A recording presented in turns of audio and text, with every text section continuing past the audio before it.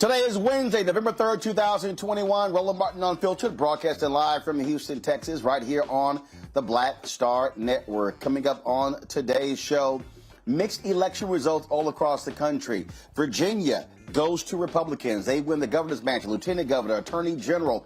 They also now control the House of Delegates. What did Democrats do wrong? Is this a reflection of the candidate, Terry McAuliffe, at the top of the ticket, or the standing up President Joe Biden across the country?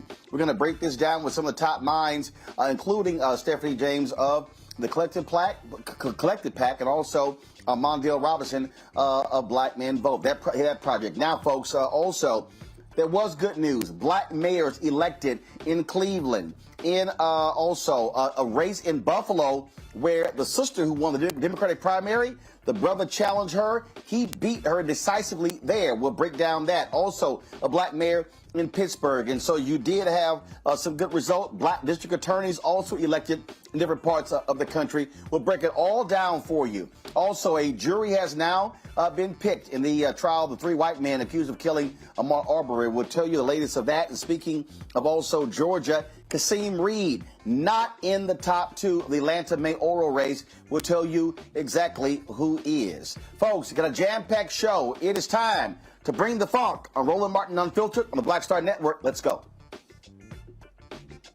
He's got it. Whatever the biz, he's on it. Whatever it is, he's got the scoop, the fact, the find. And when it breaks, he's right on time and it's rolling. Best believe he's knowing. Putting it down from sports to news to politics. With entertainment just for kicks, he's rolling. It's on go, y'all. It's Roland Martin, yeah. Rolling with Roland now. He's funk, he's fresh, he's real, the best, you know he's Roland Martin now.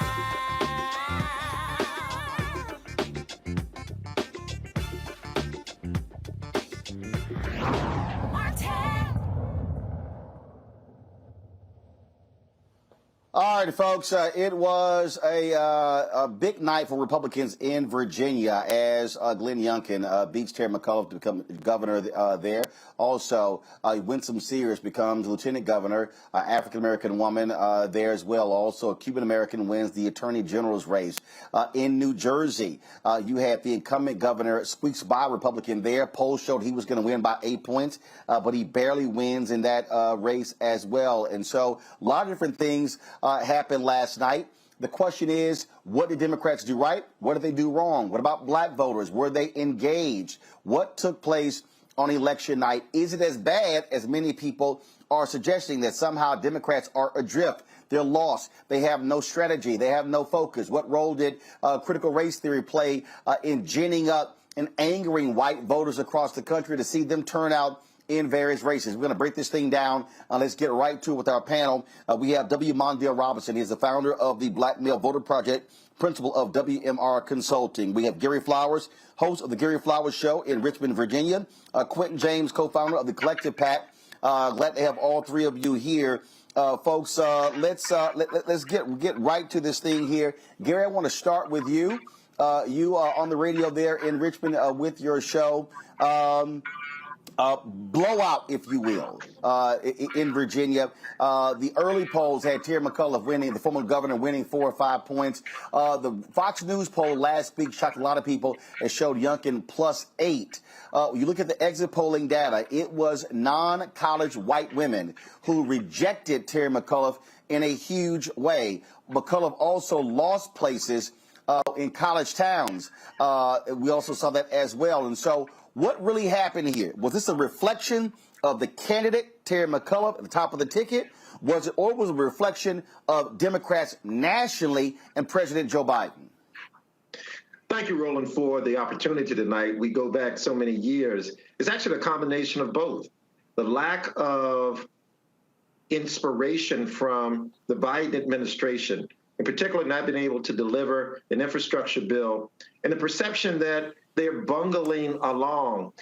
Notwithstanding, there's usually a flashback on an incumbent president. However, the lack of inspiration from the top down married with a candidate that was regurgitated to Virginia.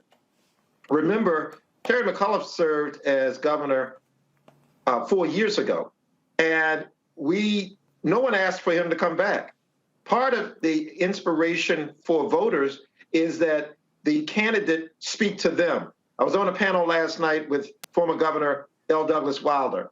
I spoke to Reverend Jesse Jackson yesterday morning. Both of them indicated that the McAuliffe campaign never reached out to them. That is a colossal failure, or in the case of Hillary Clinton in 2016, an act of arrogance, that somehow or another Terry McAuliffe shows up in Virginia uninvited and just is coronated to be the next governor. That is not the way democracy works. And Black voters in particular were angered by that anger.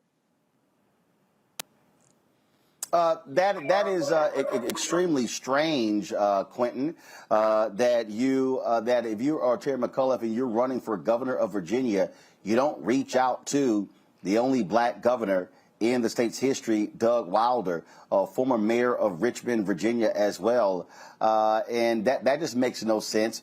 What did you also see take place there? Did you see outreach to black voters? One of the things that jumped out is that in 2020, when Joe Biden and Kamala Harris won Virginia, 67% of the electorate in Virginia was white. Last night, 74%. I keep telling folks, Democrats will never win when the electorate is 70+% white. Exactly, Roland. I mean, what we saw in Virginia is, I think, a little bit of what we saw in 2020, and that is the Republican Party has figured out turnout. They are turning out their base in every election moving forward. That was our strength as a party, right? A big tent party. We were turning out record numbers of voters during the Obama years. That kind of, lead and advantage is now evaporated. We don't have that anymore. And so that's a real problem we have to figure out. I think we also saw in Virginia that, white suburban voters, they tilted, to Republican and to supporting Youngkin for so many, reasons. I don't know why. The Democratic Party overall is, putting these unicorn voters, and that's kind of what I call them, that, they're going to magically support Democrats. And they've never supported the Democratic Party, the kind of majority of white voters. And so it's a baffling challenge that we continue to see. But I will say this, though. I think, black voters, to our knowledge at this point, we're still waiting on, more information. They did show up, right? They did their part. But I think your other question, the engagement, was not there. The ability to kind of maximize black turnout is kind of lacking there for what we saw in Virginia. So if we have a opportunity or chance in 2022, we got to double down, put more money, spend more time, engage black people earlier to really maximize black turnout, because the support was there. I think it was 89% of black voters supported Terry McAuliffe. It's just, the numbers overall, to your point around the electoral share. We have to make sure black voters have a bigger share. That takes more money, more time, more resources. This is real clear, Mondale. I don't want to hear anybody even attempt to put this thing on black voters. I don't want to hear nothing about black men. I don't want to hear nothing about black women. This was white folks. This is on white folks. And Democrats need to deal with their white folks problem. The reality is we saw white identity politics play a role here. I said early on the anger with critical race theory was not factually based. It was playing into the anger. The Republican Party needed white folks angry and upset. That's what they found. Fox News played it up, conservative radio played it up, and that's what you saw. And so when you saw that education was the second issue, this was an outgrowth. It wasn't specifically critical race theory directly, but I need people to understand the game they were playing. They want to brand everything critical race theory, anything dealing with diversity, anything dealing with equity, anything dealing with inclusion. And so that's what the whole bucket is, and that's why you saw Youngkin do so well with those uneducated white women, those non-college white women. I mean, the numbers were staggering how they supported him 75%. 25% via exit polls or Terry McAuliffe. And so if you are the Democratic Party, you have to deal with strategy.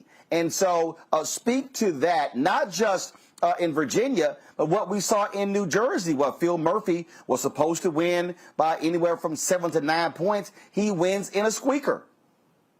Yeah, Roland, I think you're tooting the right horn. Let me just say this: it is the party's fault. I live in Virginia, so I got one mailer from McCullough, and it actually had white kids up there. Not that I don't care about white kids, but I bet you if I had kids, Roland, they wouldn't be white. And the way he handled critical race theory. Same here, Mondale. Mondale, I live in Virginia, and I can tell you, I'm driving around.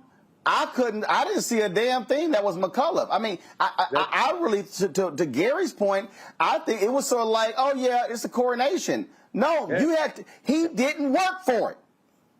Listen, I'm glad you called out the 2016 Hillary Clinton campaign where you took so for granted that you could just bring in certain black folk. I think Hillary Clinton's black folk of choice was Jay-Z and Beyonce in Philadelphia, and absolutely black people went to that concert, but they didn't go to the polls. And that's because you can't entertain the black vote. This transactional nature that these politicians are used to having with an older generation, that's no disrespect to anybody.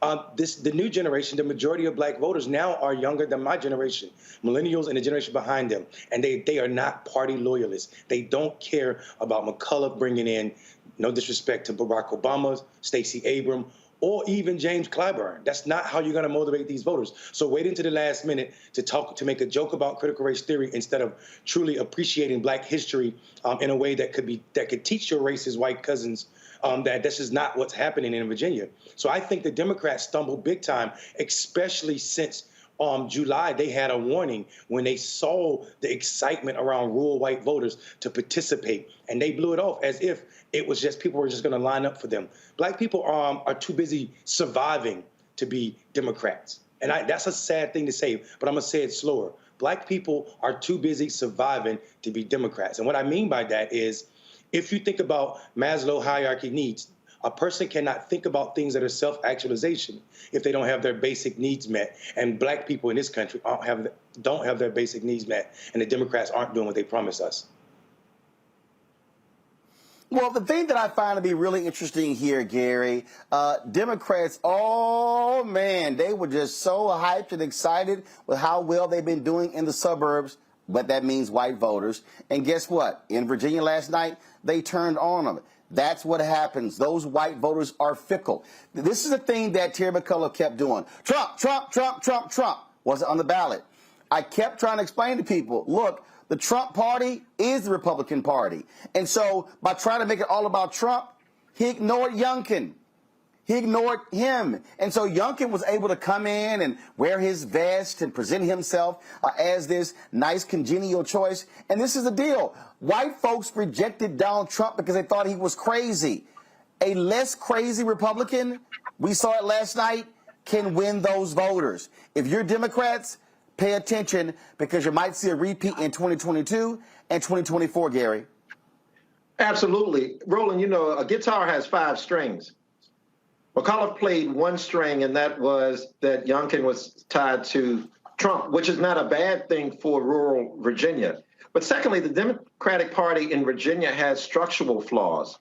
The top-down presentation of McCullough as though voters would just accept him because he was presented is a flawed strategy. And then there is a 402, let's call it, year animal in the room, and that was former Lieutenant Governor Justin Fairfax. The Democratic Party in Virginia colluded to smear the name and reputation of Justin Fairfax, a very competent and capable lieutenant governor who was set to be governor. And so they run 2 other black women who have no chance of winning. And then you have 3 black people in the primary against McCullough, and he wins. And so the Democratic Party in Virginia has to answer questions about structure. Nationally, I am not convinced that a 2-party winner-take-all system is democratic. The Democratic Party nationally wants to date black people but doesn't want to marry them. I think the progressives on the left side of the Democratic Party should split. I think the the nut jobs on the right side of the Republican Party should split, and I think labor unions should form their own party. Our allies across the world, Roland, have 5 to 7 political parties in a constitutional parliamentary system of government. We have to visit that and think outside the box in America. To be frankly, I don't think that happens. And the bottom line here, Quentin, this is real simple. Those hard right folks, they care about power. I think that's what you see here. Democrats were awful with messaging when you look at the fact that they were not touting what happened with the economy. President Biden's poll ratings tanked after the Afghanistan decision, and that's why they have been down ever since then. And so it's also a question of how do you message? How do you speak to your audience as well? That's what we saw. And so I think if you're Jamie Harrison, you should be having Jamie Harrison needs to sit down and have a serious conversation with President Joe Biden and say, hey, man, are you trying to actually lead this party and run this country? Because if we saw what we saw already, what we saw last night, that's what that's going to tell us right now. If last night was a tornado, 2022 could very well be a tsunami. But a red Roland, tsunami, Quentin. But Roland, okay, let me just interject this. This is not a new Joe Biden. Joe Biden voted against busing in the 60s. Oh, no. Joe Biden wrote No. I understand. I understand it's not new. No, follow me here. I understand it's not a new Joe Biden, but the Republican Party that Joe Biden is used to is not today's Republican Party, and so that was Hillary Clinton's problem. She tried to separate Trump from the Republican Party. Joe Biden tried the exact same thing. I was critical of Joe Lockhart, former press secretary to President Bill Clinton. He said, I'm going to stop referring to the Republican Party. I'm going to call it the Trump Party. I'm like, no, you can't do that. The Trump Party is the Republican Party. The policies of Trump, they are the Republican policies. As long as they keep trying to separate Trump from Republicans, they're going to lose. This is who they are. As that meme going around of my man Coach Dennis Green, he said we thought they were who they were. That's what they are. And so the difference is you saw it last night. If you show me less crazy, I'll vote for it. But Youngkin stands toe to toe with Donald Trump, Quentin.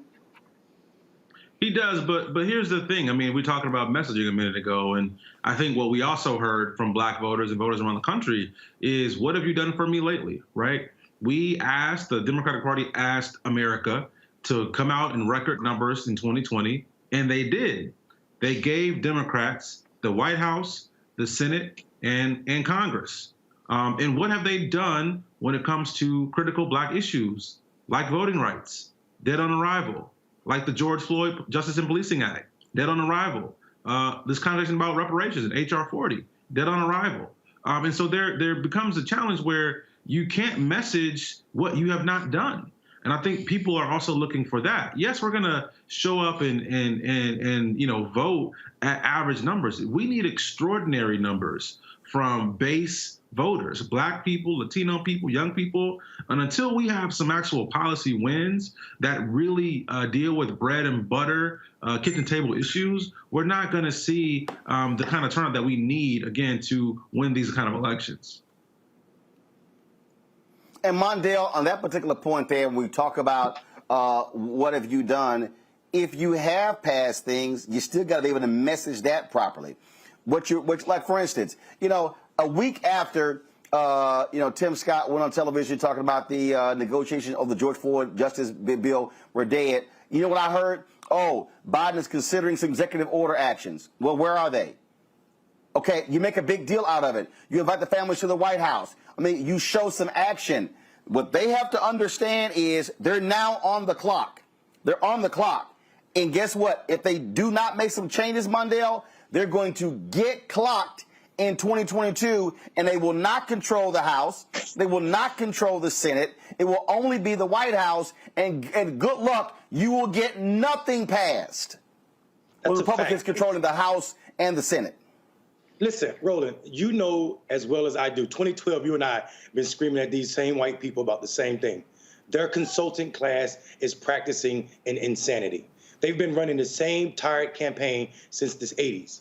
They try to convince their conservative white cousins to perform in a way that they can benefit off of it and vote for them. It doesn't work, it will not work, and it can't work because the demographics of this country is darkening, and that is scary to them. They can't message to us because they don't know how to speak to us. They've been so long speaking at us that they're blind, that their consultants are failing them. They continue to fill up, but they're failing them. And this is a real thing about black equity in the Democratic Party.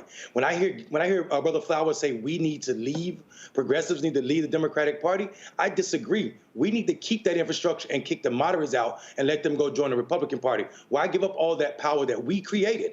There is no Democratic victories without black voters, as we can see. And I'm not talking about a small number of voters. We vote for Democrats in ways that no one else does. So that, therefore, that is our party. So, and us ceding that land to some other people makes no sense. I'm telling you, McCullough was a flawed candidate, and we knew it in the summer when he was forcing Democrats, black elected officials in Richmond and all over the state, that if they endorsed one of the black candidates in the primary, that he was going to use he was going to weaponize the Democratic Party structure against them. So people were pulling back their endorsements for black candidates, and nobody said anything about that. Nobody. So the fact that we know that this, and we also got to deal with the fact that they cursed Fairfax out of politics, basically, but you had a man in blackface running for attorney general. And black people see this. Black people see this all over the country. I don't think this is a signal. I don't think this race should be a sign of what is to come in 2022. But I will tell you this: if they don't pass something on that Build Back Better, they better prepare for something worse than this in 2022. Well, but actually, I'll push back on that, and here's why. And the three of you can jump in here in this because I'm gonna deal with white folks. I have been saying since 2009, that we are dealing in the age of white minority resistance. And what I've been trying to explain to people on this is that when you look at this white minority resistance, when you look at the racial buttons being pushed, you see all these stories like, oh, I saw this Wall Street Journal article. You can't call people racist. First of all, I ain't never met no white person who will say, yes, I'm a racist. But you cannot deny the reality how race intersects when it comes to politics. All of this stuff with critical race theory, we know exactly what this is all about. When you talk about, the shift of these independent voters, the reality is white voters who are independent, they don't give a damn about racism coming from one of these white candidates. Their whole deal is, what am I going to get? That's what you're dealing with. You can't ignore the Confederate statue issue in Virginia and the role that played. White anger was being stoked. White anger over coronavirus. White anger when it comes to mask mandates and vaccine mandates. All of those different things. It was that anger machine that was fueling the fire. What we're looking at, though, right now is, again, Democrats. This whole idea, oh, what can we do to figure out these white folks? No, you're not going to win unless you have a multi-racial coalition, which means, to Quentin's point, you have got to not maximize black turnout. You've got to over-index. You've got to do the same thing with Latinos. But you also got to go to those young white folks and message to them. If I'm the Democratic Party, and then the Poor People's Campaign, they are nonpartisan, but you better figure out how to talk to poor people. You got to be able to go to them and say, this is what we have done. Ted McCullough didn't do that. He didn't do it. Phil Murphy has not delivered when it came to contracts for African Americans. I've been working with the New Jersey Black Justice Coalition, and guess what? They're like, Phil, you're going to talk to us now? You saw what happened? And so this is one of those moments. This is a moment where also black political operatives and others should be standing up to the DNC, the DCCC, the Democratic Government Association, and sitting here saying, all right, y'all going to keep giving them money to all these white consultants? You're going to keep doing that game? This is the moment where they got to realize white folks are not going to save the Democratic Party, but if you ignore black people and others, you're guaranteed and destined to lose. 2 points from Virginia, Brother Roland. One is our mentor. Let me respond. Our mentor. Roland, our mentor. Hold on. Gary Quentin Mondale, go. One thing I want to make 2 points from Virginia. Yes, it was quite anger that was stoked. Dr. Ronald Walters, one of our mentors, Brother Roland, wrote a book, White Nationalism and Black Interests. Where there is a perceived or real benefit to Black people in American history, there is a backlash, or let's call it a blacklash. And so that stoked anger. The removal of the Confederate statues in Richmond stoked anger. And part of that anger spilled over to voting against the referendum for what would have been the first Black-owned casino in America. And that was by the white liberal elite. And so Virginia raised its head again as not only the capital of the Confederacy, but the continuation of that plantation mentality in politics. But and let's also add on to that too. I think to your point, Gary, is that the Democratic Party is avoiding the conversation about race. We are avoiding convos around police reform, right? It's like we don't want to talk about defund police. We don't want to talk about voting rights. We don't want to talk about reparations. We have to talk about these issues in a truthful, honest, direct way because the Republican Party is doing it already. They're already calling us socialists, already calling us, giving out handouts. They're already saying we are these things, and the white folks are listening to it. So why not just do it anyway? Damn it! Like, let's just do it, right? Dig down and really commit to these issues, because I think we will reap the benefits of exciting young people, Latino folks, Black folks, even women, right? Just go for the goalpost, because right now I think this capitulation that we're doing is going to cost us elections continually. May I add a friendly amendment? A friendly amendment. It wasn't just the Republicans calling us socialists. Joe Biden said he defeated the socialists in Congress. Yeah. Okay, so Joe Biden from the Democratic Party is referring to Democrats as socialists. Yeah. So. Well, first of all, look what happened. Look what happened in Buffalo, Mondale, where you had the sister who calls herself a socialist. She beats Byron Brown in the Democratic primary. He then runs as a write-in candidate and crushes her with the write-in votes, putting together a coalition of Democrats, but also Republicans and Republican money to actually defeat her. But you also have Bibb elected in Cleveland. You have the brother elected in Pittsburgh. You have other races as well that are going on. And so, again, the mistake as far as I'm concerned is when all of these white mainstream media people, when they somehow look at last night and go, oh my God, look at that in Virginia, and they start going on and all the different other reasons. The reality is this here. You had a weak candidate. Look, y'all, let me just everybody understand. I got Terry McCullough's phone number. I texted him 3 weeks ago. His campaign never reached out to even come on our show. I live in Virginia.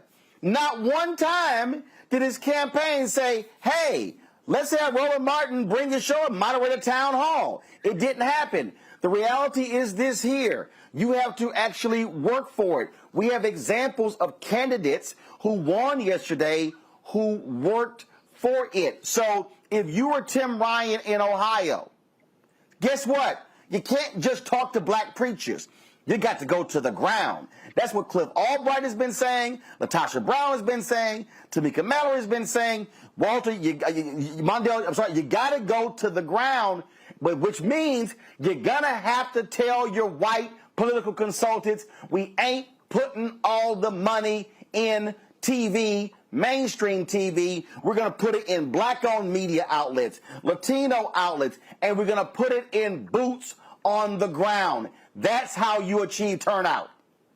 Or you just give that money to black consultants and let them do it. But you're absolutely right, Roland. I will add, though. No. Hold up. It's some black consultants who are very much like white consultants. That's right. That ain't no cap. We ain't all talking skin about folk ain't kinfolk. Listen, this is my metric for white people. If the black people you love came to you from other white folk and ain't no black folk around them, they probably ain't speaking for our community. They speaking for your community. So that's just that. I pride myself on not having any ties. The origins of my organization did not come from the party. And that is not a knock on anybody else's organization. It is to say, though, I spent my money to talk to black people in a way that I know we want to be talked to. And this idea that we're not progressive, that we are, I'm arguing that black people are the most progressive people in this country, and also that progressives didn't lose last night. Milquetoast, white, boring Democrats lost, and their ideas. And where progressive ideas did lose, it was because of our white allies selling us out, i.e., the police reform bill in Minneapolis not passing. That's because white vote was up so high, and we know that city is 76% white. So that means our white allies didn't think enough of their black neighbors to say, okay, let's reimagine what policing looked like. But in Cleveland, we saw a Democratic, socialist, Mexican immigrant win a seat, right? I'm sorry, not in Cleveland, in Minneapolis, in the same district George Floyd was killed in, a Democratic socialist, Jason Chavez, who is the son of Mexican immigrants, won a seat. So progressives win when we're loud and progressive. What does not work is there's no motivation of voters when you're using milquetoast candidates who think, black people just need to be whipped up by James Clyburn. That ain't how you campaign. That's trash. That's tacky. It's transactional, and actually, it should be called the proverbial church fan or fried chicken, because it's a whole lot of work that has to be undone. First of all, people think black voters, black men specifically, are apolitical or apathetic voters, when in actuality, we have a level of antipathy, which is a different emotion. That's hate for politics, and it's grounded in history. 150 years of history where we were the first guinea pigs of voter suppression, and it's not yet stopped. So people forget, when you're talking about police reform or law and order, it didn't start with Richard Nixon. Yeah, he made it big. But law and order for us as a voter suppression tactic happened when they freed us enslaved. Look at North Carolina, my home state, which had 3 or 4 jails before or during slavery with no police officers. After slavery, and immediately after slavery, they shot up to 100 prisons.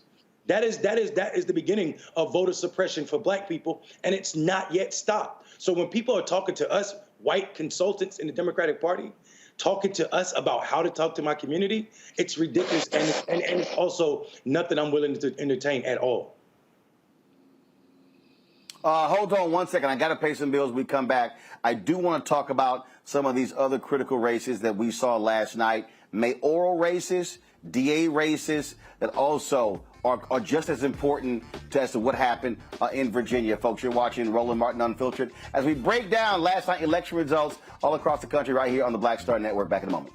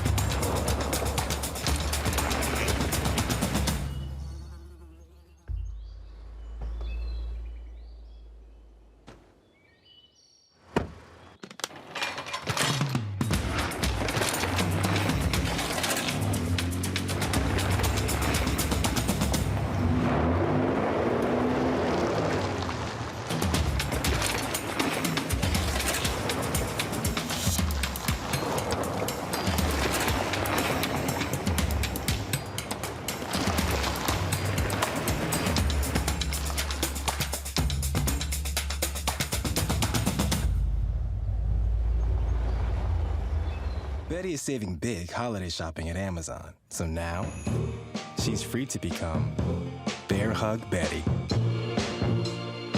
Settle in, kids. You'll be there a while. Ooh, where you going?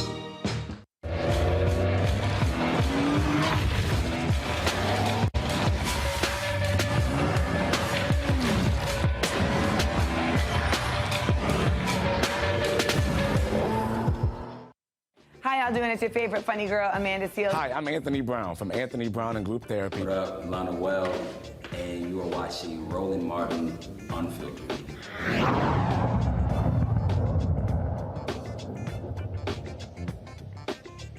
All right, folks, welcome back to Roland Martin Unfiltered. We are here on the Black Star Network, live from Houston. I'm looking over some other results that took place last night that is important for us to recognize, because this thing goes way beyond just those races. Again, India Walton lost her bid to become mayor of Buffalo to Byron Brown. You saw that take place. We talked about that also. If you look at some of these other elections, you had the first African American mayor of Pittsburgh who won last night, Ed Gainey. He won. Also, in Durham, North Carolina, Elaine O'Neill won, becoming the first black woman to serve in that role as mayor as well. Of course, Eric Adams becomes the second black mayor of New York. He, of course, won last night as well. Justin Bibb wins in Cleveland. He becomes the second youngest mayor in the country as well. You also have an African-American who was elected district attorney, Alvin Bragg, Manhattan's first black district attorney as well. And so last night, Quentin, you saw what happens when you run candidates, to Mondale's point, who are exciting, who have a message, who people want to rally around. And so that's also a part of this equation. You can't ignore, you got to put the right folks up who can connect with the voters and who can talk about policy and their vision for the city, the county, the state, and the country. Exactly. You know, the Collective PAC, we were ecstatic. We had 78 black candidates on the ballot last night. Over 50% of them have won their races. We spent over $350,000 in direct contributions to those candidates. And so we're very excited about what we saw. And I think the point is correct. The point that you and Mondale are talking about is we are seeing, you know, Justin Bibb, I'm here in Cleveland, first-time candidate, right? Beat the entire establishment, raised over $1 million for his race. You know, but I think also beyond the candidates, we saw some important issues get voted on last night. We passed the major police reform bill here in Cleveland. There was a reparations bill that passed in Maryland last night as well. And so I think across the country, this wasn't a issue of moderates and progressives so much as it was, to your point, are you going to do the work? Are you going to put candidates out there who are going to grind, talk to voters, and bring forth issues to the people and let them decide? That's what we really saw last night. And I think while Virginia and New Jersey are somewhat of, the kind of hotbed talking points of the day, there are a lot of lessons I think we can take from some of these mayoral campaigns, right? I mean, Pittsburgh, Pennsylvania, their first black mayor in their history. That's historic. And so black folks did that. Black voters did that. Black candidates did that. Black donors did that. And so there was a lot of, excitement to go around last night. But here's the thing that Gary, that also why national media doesn't want to deal with this here.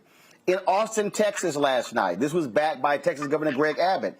Voters there rejected a ballot initiative to give more funding to police, 68% to 31%. In Ohio, voters approved an independent body to investigate police misconduct. It passed 59-41. And yes, the ballot measure in Minneapolis failed to create a Department of Public Safety, but it got 43.8% of the vote. Hello, we're talking, and also Arizona, they passed $15 an hour as well. So guess what? For all of this talk about how progressives lost last night, no, they actually won, except when you ran the white, boring, moderate candidates. Exactly, Roland. We know across the country that the nation is more progressive than not. And yet most of the legislatures across the country are right-wing conservative. And so voting rights and gerrymandering play a major role in the perception that Republicans and the conservative element are running this country. Most people think, like those of us on this panel, that we want good government to provide good services to people. And that is the basic math, is that we outnumber our adversaries, but we don't reflect that in legislatures. The thing here, Mondale, when you begin to break these things down, you see what happens when you have the local power. First of all, we saw, we're going to talk a little bit later with our next panel about, the John Lewis Act failing in the Senate today. But for all the people who are watching mainstream media, again, we know all the nonsense they're saying. This is what we are saying here. define your issues, push the candidates to support those issues, and then reward them. Mondale, I talked with Alicia Reese last night, and she said when she got elected there in Cincinnati, she said, you know what? She said, we have to deliver. She said, so we're taking the buses. We're going out there, and we're having the resources. We're giving the vaccines. We're doing those things. People are seeing us actually do things. That's where candidates have to be. All is not lost. Democrats, again, this should be a wake-up call for Jamie Harrison, Democratic Party. If I'm Jamie Harrison, I'm firing the entire media team because I swear they have no idea how to put together successful viral ads. And so go hire everybody from the Lincoln Project, but do something because you don't know how to do it. But you have to create the resonance. You can't just keep sitting here putting out white papers and thinking people are going to read those.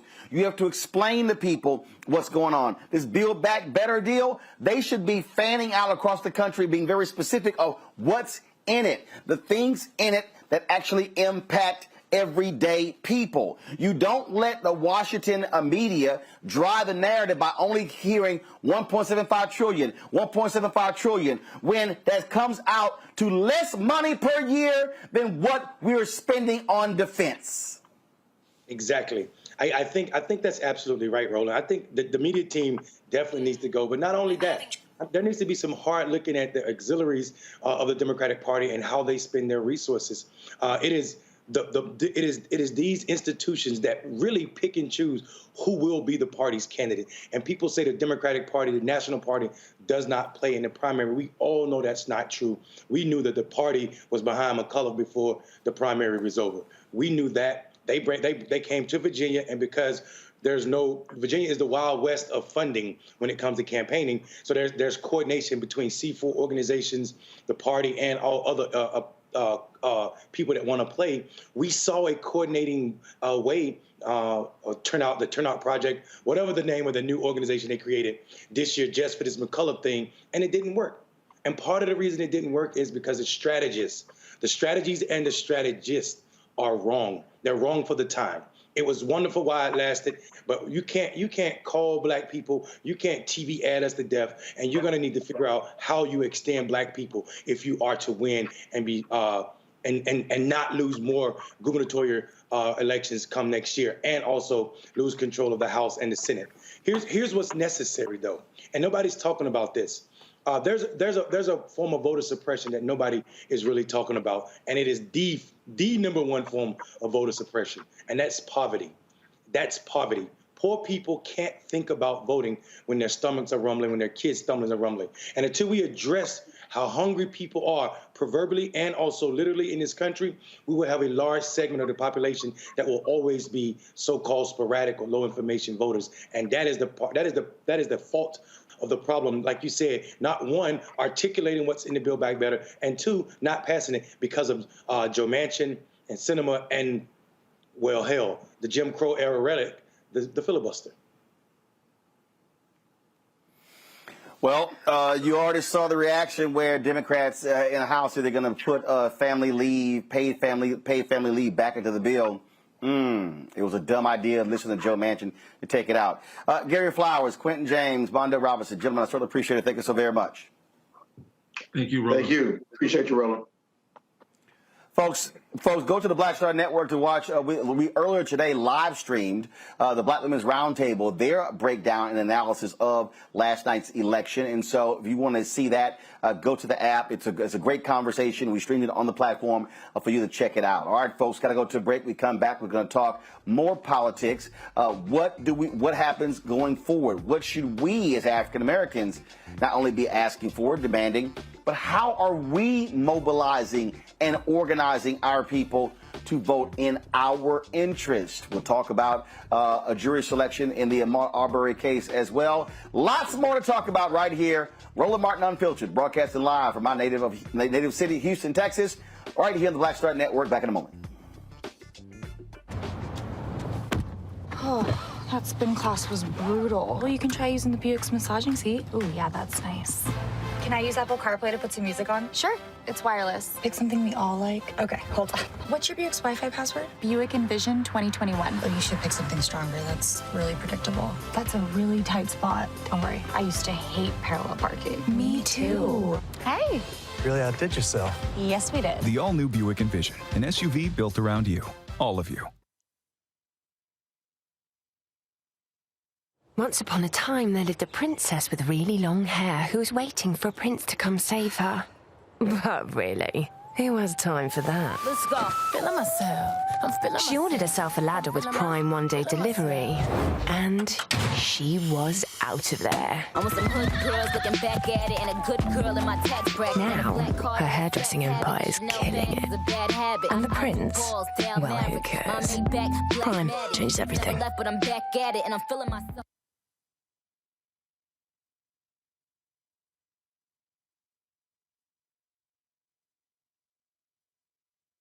Black women have always been essential. So now how are you going to pay us like that? And it's not just the salary. I mean, there are a whole number of issues that have to support us as women. Yeah, but that's what we deserve. That we shouldn't have to beg anybody for that. And I think that we are trying to do our best as a generation to honor the fact that we didn't come here alone and we didn't come here by accident. I always say every generation has to define for itself what it means to move the needle forward.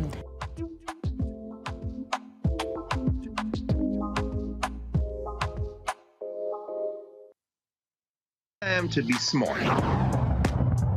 Roland Martin's doing this every day. Oh, no punches! Thank you, Roland Martin, for always giving voice to the issues. Look for Roland Martin in the whirlwind, to quote Marcus Garvey again. The video looks phenomenal, so I'm really excited to see it on my big screen. Support this man, Black Media. He makes sure that our stories are told. See, this difference between Black Star Network and Black-owned media and something like CNN. I got to defer to the brilliance of Dr. Carr and to the brilliance of the Black Star Network. I am Roland with Roland all the way. Honored to be on a show that you own. A black man owns the show. Folks, Black Star Network is here. I'm real revolutionary right now. Roland was amazing on there. Stay black. I love y'all. I can't commend you enough about this platform that you've created for us to be able to share who we are, what we're doing in the world, and the impact that we're having. Let's be smart. Bring your eyeballs home. You can't be Black-owned media and be scared. You dig?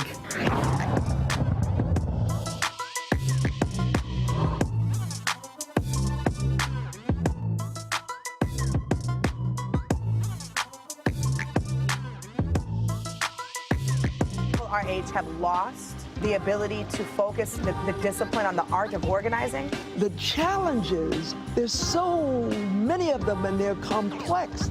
And we need to be moving to address them. But I'm able to say, watch out, Tiffany. I know this road. That is so freaking dope.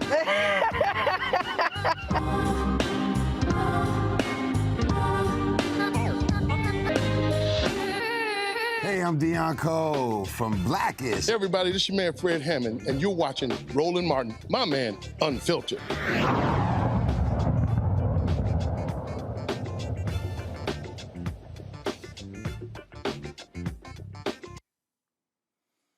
All right, folks, glad to be back right here on Roland Martin Unfiltered. We are going to further unpack last night election results. A lot of different things, as I said, took place last night that was quite interesting, and what I need people to understand as we are talking about elections, and the reality is this here. If you look at the history of there in Virginia, the party that wins the White House and next election, there's a huge shift there. And so I disagree with a lot of people that you somehow can determine that what happened in Virginia is just so cataclysmic that is unbelievable. Bottom line is this here. You saw a huge shift because that's what happens in these elections. What you have to be looking at, though, is what's the turnout, not the percentage. What are the numbers? And so when we talk about African Americans, where do we stand when it comes to in terms of being able to drive turnout in our community. You're seeing what do we fund. If, and be real clear here, if the focus is solely locked on for a party to fund those efforts, then you're going to have failure. The reason Georgia flipped, it was because folks in Georgia organized, mobilized, raised the money, and changed the game. Amendment 4 with Desmond Meade and Sheena Meade in Florida because of what they did. That's why on-the-ground activism is just as important, even more important, I think, than party activism. My panel right now is A. Scott Bolden, former head of the National Bar Association Political Action Committee, also John Jackson, chair of the DeKalb County Georgia Democratic Party, and Brianna Cartwright, a political analyst as well. Glad to have all of you here. What jumps out right now, as far as I'm concerned, on this election last night, it goes to show you when you have enthusiasm on one side and you don't have enthusiasm of the other. The candidate drives that. The message drives that. All of those things drive that. And so from an African-American standpoint, Scott, I'll start with you.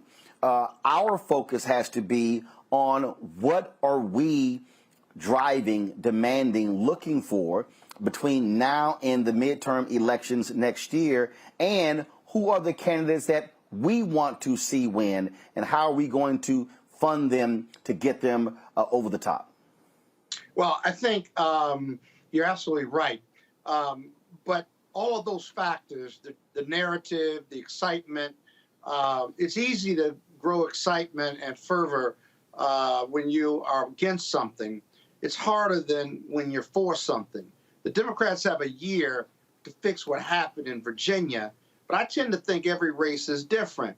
One of the reasons that black folks and Democrats didn't come out in higher numbers is because the White House and the Senate Dems simply haven't been able to get the job done. You and I have talked about this. I've said it before, that if you don't get criminal justice reform done, if you don't get voter protection and voter reform done and vote against voter suppression, then there's no reason for Democrats, black or white, to come out and support this administration. And I know it's only been 9 or 10 months, but I've been saying it and others have been saying it. There's no reason for them to come out. Now, this is a governor's race, right? And Terry McAuliffe and the beloved bill and him being misquoted or taken out of context, Youngkin had the money and the expertise to exploit it. He didn't need Trump, if you will. And they convinced Trump not to get in the race other than do his call-in rallies, but he never criticized Youngkin. And you know he was chomping at the bit because he took credit for it this morning and late last night. The Democrats simply have to deliver, and they have not delivered. And you're going to see this in 2022. You're going to see it in 2024, whether it's education or the economy. It all goes to COVID. Biden can't be blamed for COVID, the second or third surge, if you will, but he's the president. And so you got to give them a reason to vote for you. And we've realized, lastly, that linking Youngkin to Trump, with Trump not on the ballot and Trump not in the White House, will only take you so far. Now you got the ghost of Trump, but Youngkin didn't look like Trump and he wasn't hugging Trump. And so now you've got to deal with a moderate Republican candidate and perhaps other candidates who court Trump voters, but court independents and suburbanites and the intellectuals and the college educated who say people like Youngkin, who shoots basketball and wears khakis, but hold Republican views and hold Trump views, they're just not as disgusting and obnoxious as Donald Trump.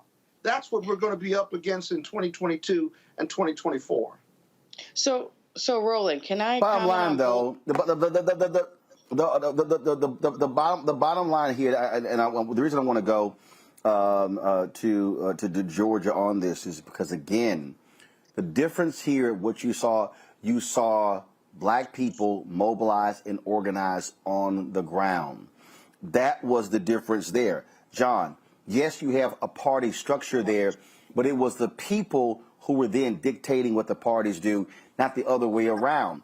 I still fundamentally believe that if Senator Warnock is going to get reelected in Georgia, it is going to take that level of mobilization on the ground.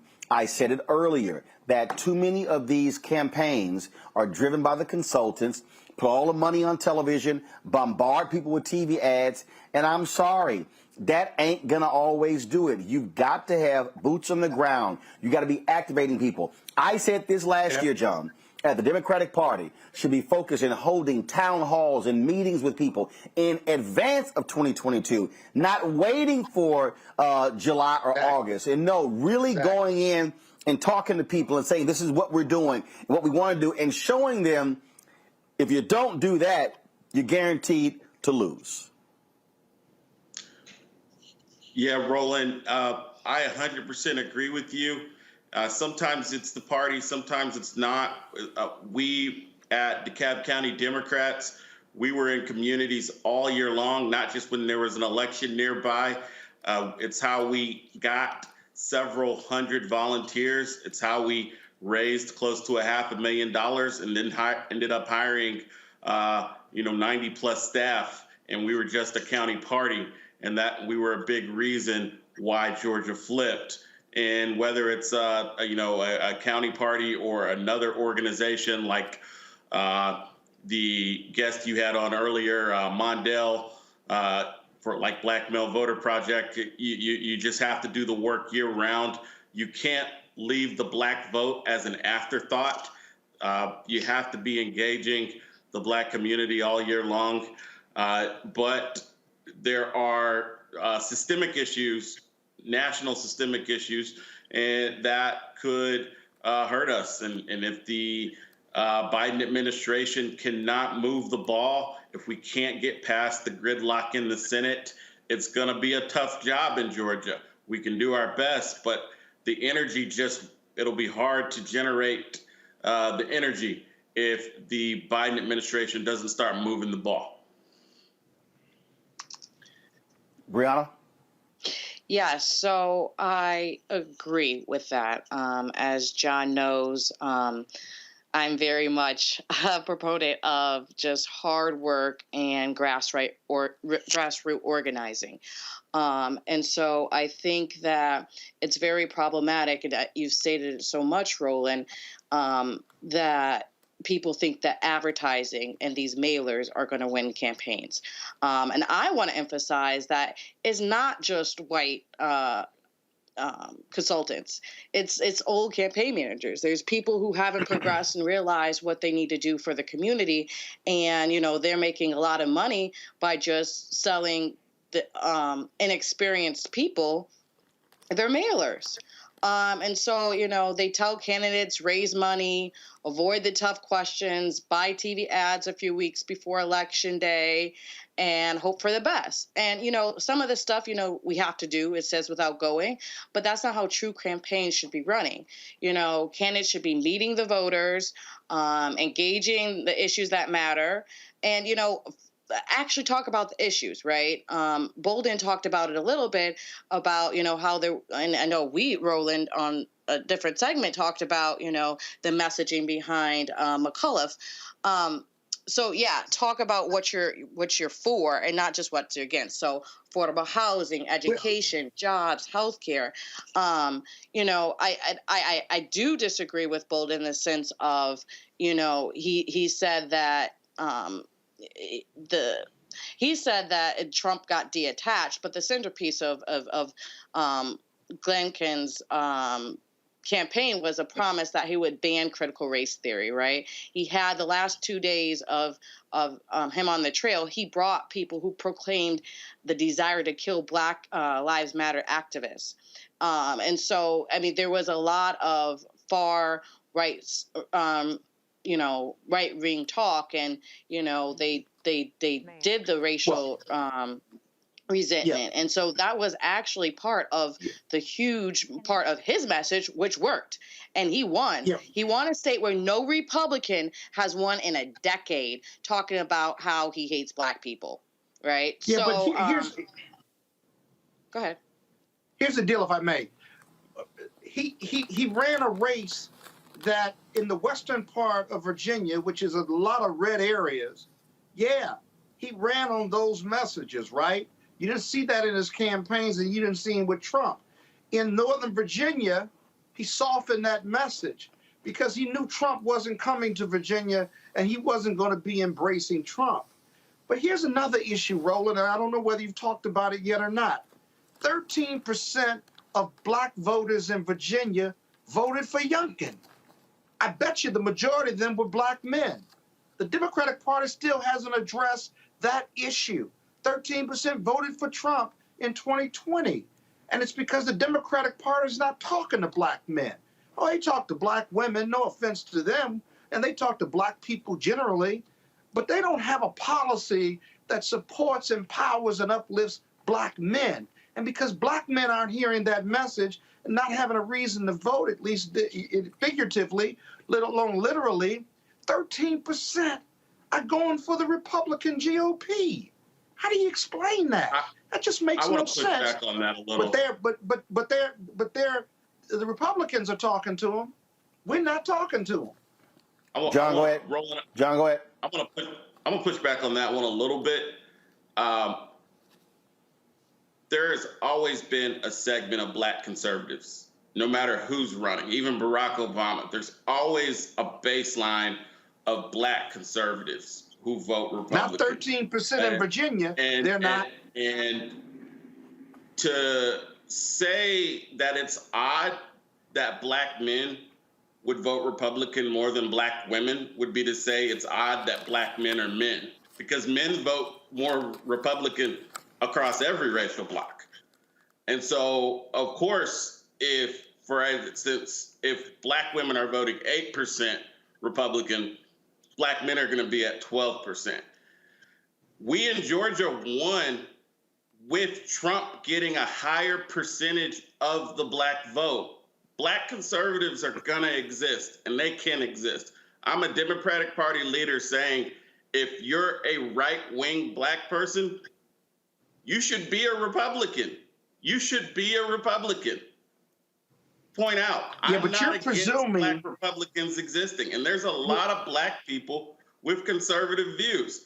And I just don't think the Democratic Party should be catering to conservatives of any race. But you're presuming in my statement that these are black conservatives voting for Youngkin and Trump. And in regard to Youngkin, that's not my proposition. My supposition, my proposition is that these are independents, maybe conservative Democrats, because Virginia doesn't have 13% of black conservative voting population. Those are those independents, suburbanites, educated, right, who are tired of the Democrats or the Democrats haven't delivered. And those independents, Youngkin won more independents than McAuliffe did, and he pulled in those blue states, those blue areas in Virginia, he pulled more votes than Biden got a year ago. He may not have beat McAuliffe in Richmond and in Fairfax, but he got enough to be ahead. He didn't lose. He wasn't trounced in those areas because that's lack of black, or rather Democratic turnout, because they're not energized. Look, okay, here's the deal. No, excuse me. This is real simple. I'm going back to the most basic premise, and that is this here. If you talk about what needs to happen over the next year, I don't care who you are, whether you're talking about a party, whether you're talking about external groups. It's a matter of being able to go to folks and say, this is how we can deliver. Now, and remember, let me take everybody back to 2010. Remember, Democrats spent all of 2009 going back and forth on the Affordable Care Act. When did the Affordable Care Act get passed? It was when Scott Brown won in Massachusetts, the seat vacated by the death of Senator Edward Kennedy. Yeah. So that's what happened. So I'm telling you what's going to happen now.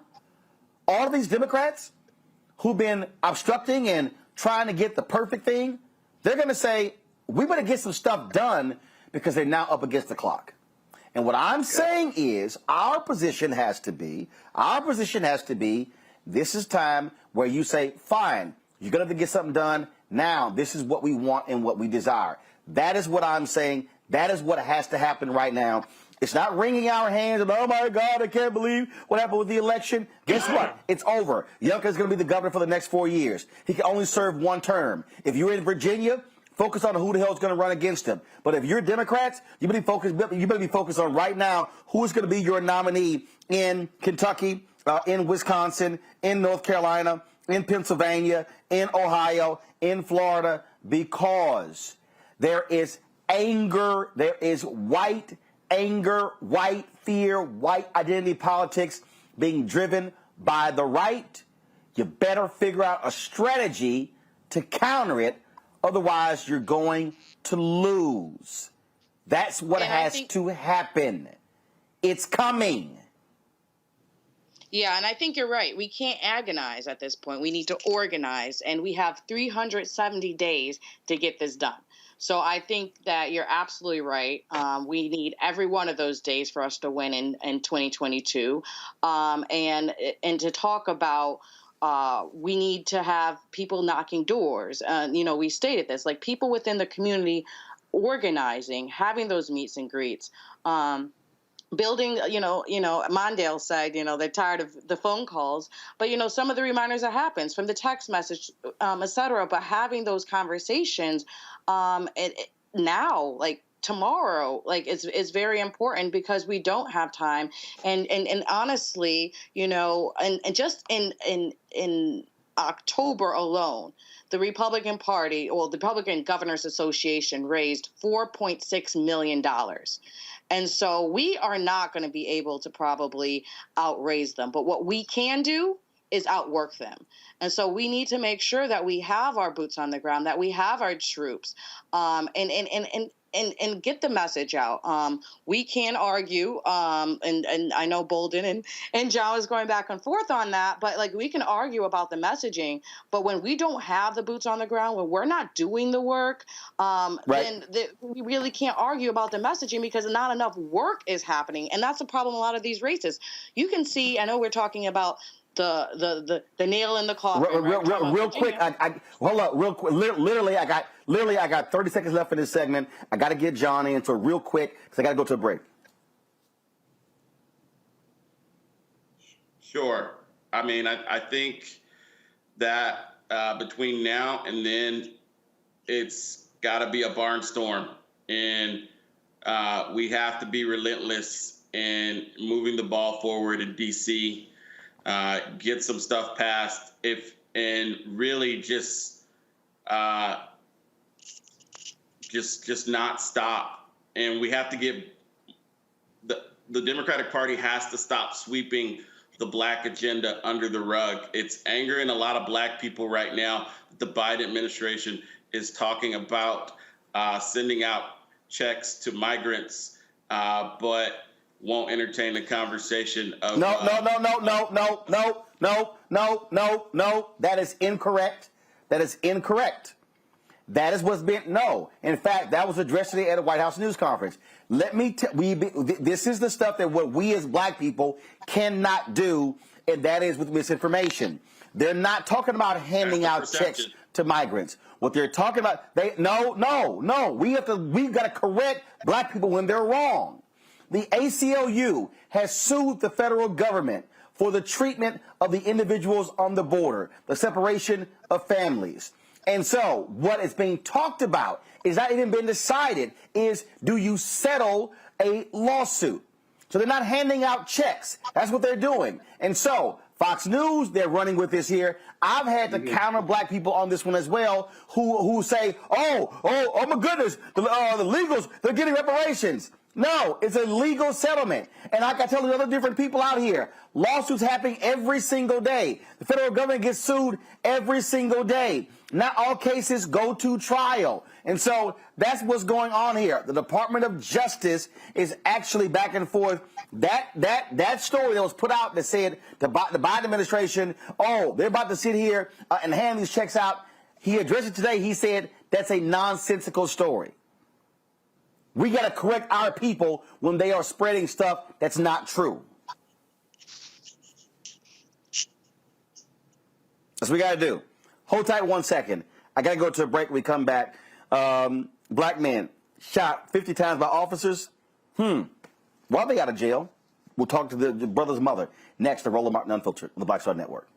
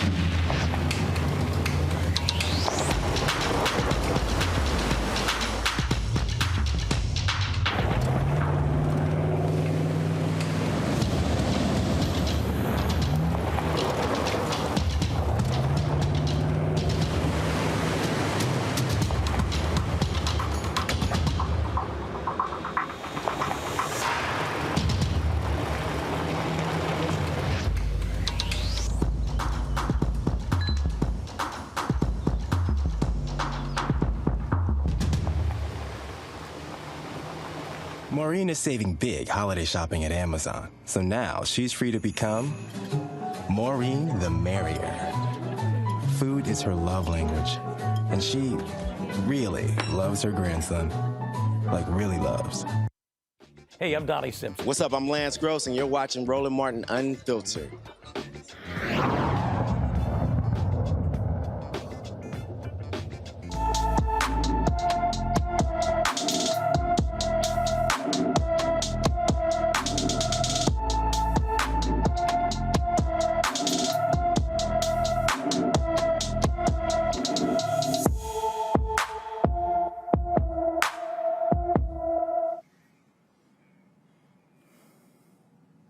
44-year-old Janja Brunson has been missing for over a month. She was last seen in Washington, D.C. on Thursday, September 30th. Janja is 5 feet 4 inches tall, weighs about 120 pounds, with black hair and brown eyes. She's considered a critical missing person. If you have seen Janja or know her whereabouts, call the Metropolitan Police Department at 202-576-6768, 202-576-6768. The jury selection process in the trial of the 3 white men accused of killing Ahmaud Arbery may be coming to an end. The prosecution also is accusing the defense of eliminating black jurors. Here's how it breaks down. Of the selected pool of 65 potential jurors, only 48 were actually qualified. There were 23 white females, 13 white males, 6 black males, and 6 black females. The 12 selected include 11 white people and 1 black man. The prosecution requested a Batson challenge, which is an objection to the validity of a peremptory challenge on grounds that the other party used it to exclude potential juror based upon race, ethnicity, or sex. The attorneys are still arguing over this particular issue.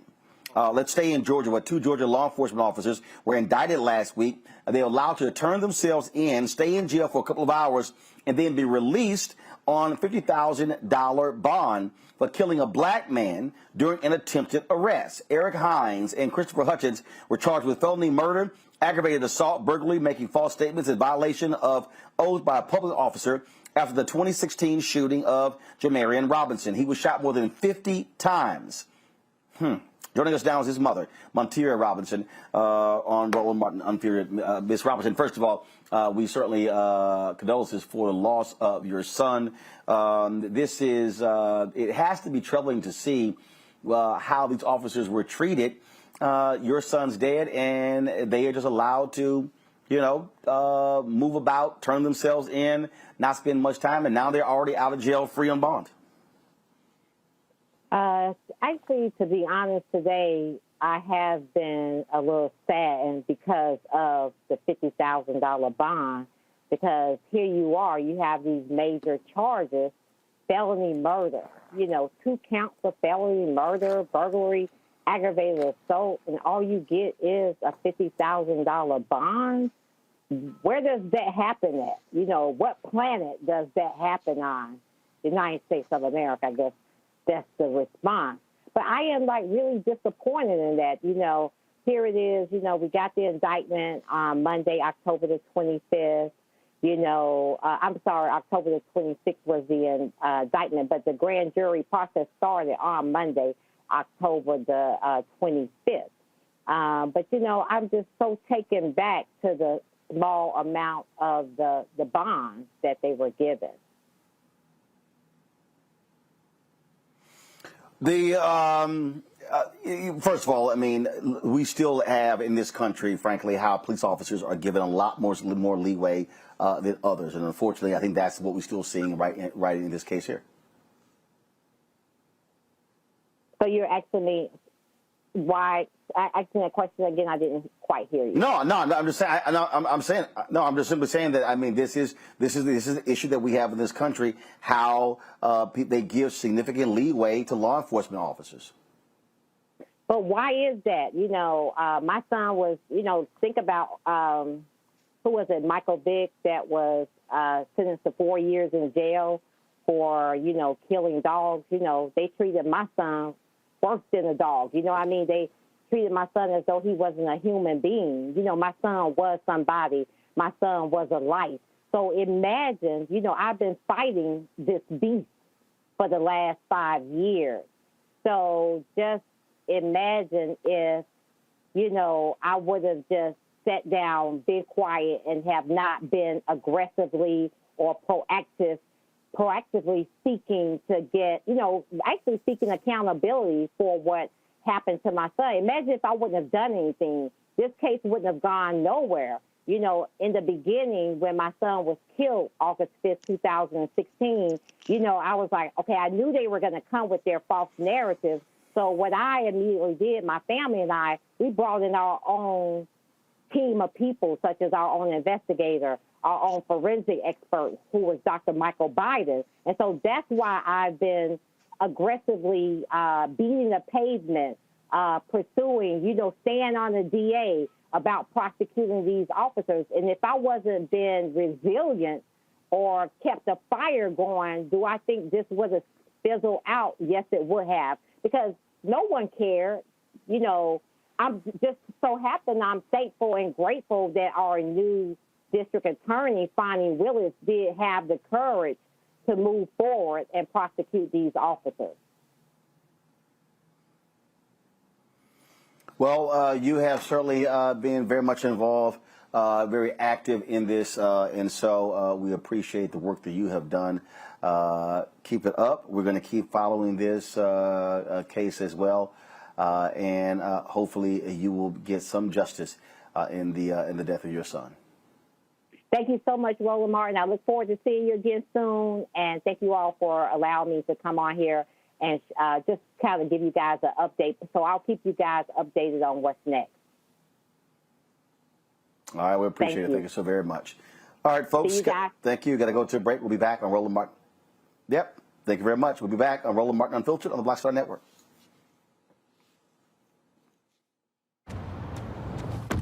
Oh, that spin class was brutal. Well, you can try using the Buick's massaging seat. Ooh, yeah, that's nice. Can I use Apple CarPlay to put some music on? Sure. It's wireless. Pick something we all like. Okay, hold on.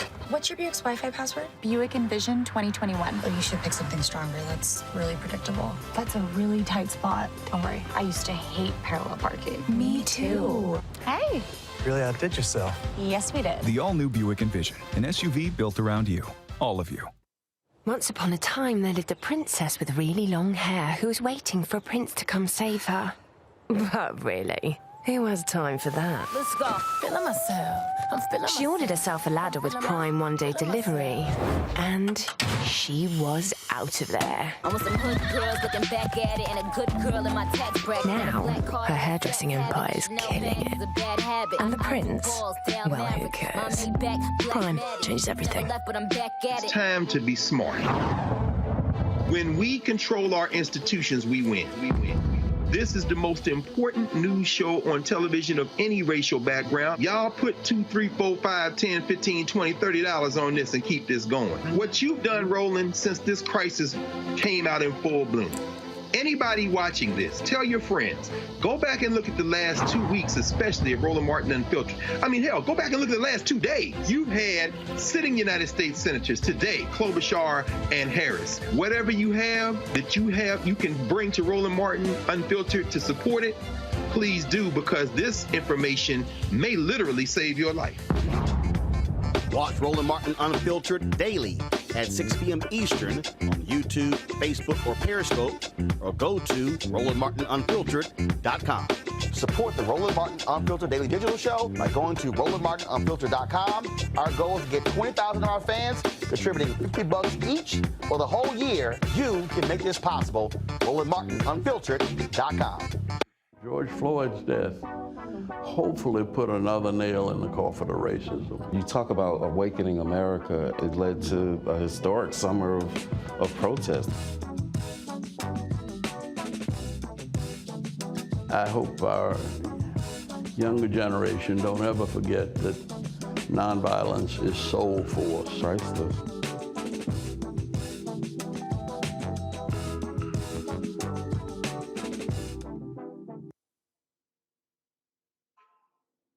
Time to be smart.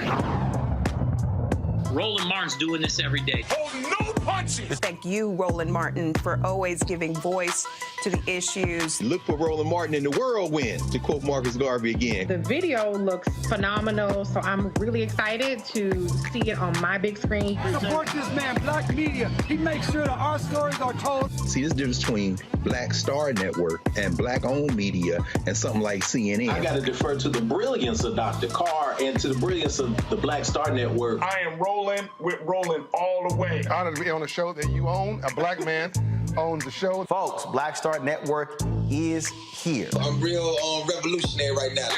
Roland was amazing on there. Stay black. I love y'all. I can't commend you enough about this platform that you've created for us to be able to share who we are, what we're doing in the world, and the impact that we're having. Let's be smart. Bring your eyeballs home. You can't be Black-owned media and be scared. You dig?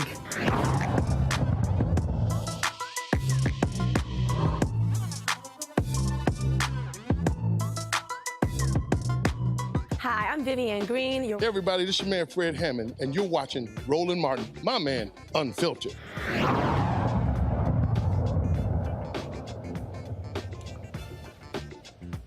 Well, another failed effort at passing a voter bill in the United States Senate. It failed again today. Senator Chuck Schumer brought it to the floor. Republicans are still not going to go for it. It ain't going to happen, y'all. You got to either end the filibuster. The only Republican to vote for it was Lisa Murkowski of Alaska. Here's what she had to say.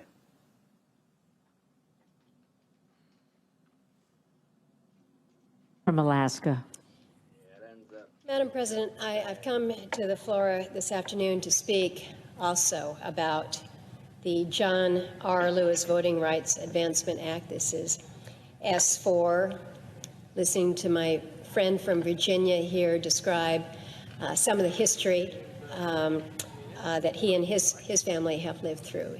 Is again, these are an important part of the discussions and the debate when we talk about one of the very cornerstones of our identity as an extraordinary nation, one of these principles of democracy and freedom, and those are fair and open elections.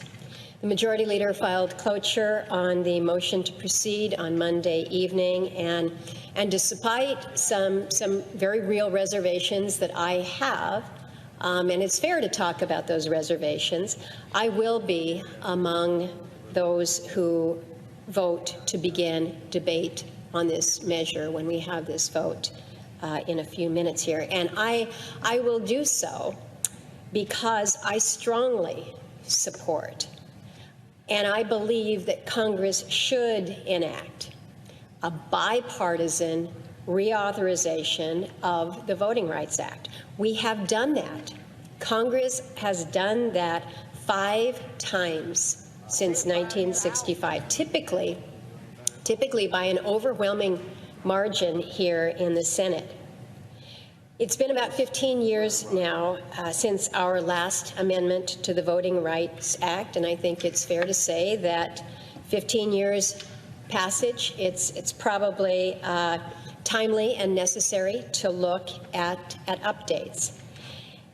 And in order to do that, I think, Madam President, that what we have to do is we've got to step back from the partisanship. We've got to step back from the politicization that is driving this conversation. I think we should be able to agree to meaningful improvements that will help ensure that all our elections are free, they're fair, and they're accessible to all Americans. Now, those who follow. All right, then. Of course, while that was taking place, Black Voters Matter, they were actually protesting in Washington, D.C. as well, continuing the pressure. The group of black women are going to be protesting tomorrow. We'll be live streaming that from 2 to 3 p.m. as well. And so you're seeing the continuation of the effort to try to get a voting bill. Bottom line is, look, what we're seeing, John, over and over and over again, we're seeing look, at the end of the day, unless Democrats are willing to break the filibuster, there's not going to be a For the People Act, a John Lewis Act. It's not going to happen. All those people who would walk up to John and praise him and love on him when he was alive, they don't give a damn the bill is named after him. They don't give a damn that he actually wrote the bill. The Republicans are not going to vote for it. So the only way this bill gets passed is if Democrats break the filibuster.